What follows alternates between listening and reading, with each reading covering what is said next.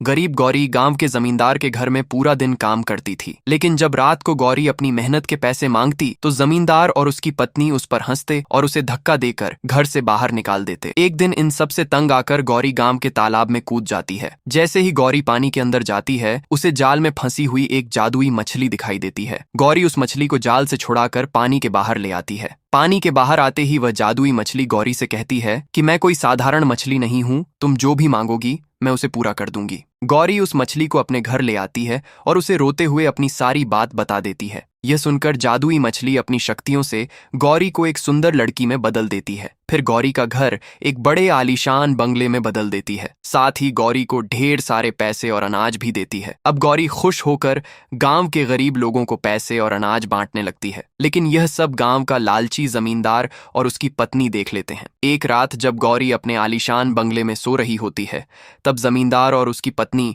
चुपके से उस जादुई मछली को चुराकर अपने घर ले जाते हैं। सुबह जब गौरी उठती है तो उसे अपनी मछली कहीं दिखाई नहीं देती। यह देखकर वह बहुत घबरा जाती है। उधर जमींदार और उसकी पत्नी उस मछली से बहुत सारा पैसा मांगते हैं, लेकिन मछली उन्हें कुछ भी नहीं देती। गुस्से में आकर जमींदार और उसकी पत्नी मछली को एक कांच के बक्से में कैद कर देते हैं। उधर बेचारी जादुई मछली जोर जोर रोने लगती है, क्योंकि उसके लिए अभी तक किसी ने सब्सक्राइब नहीं किया।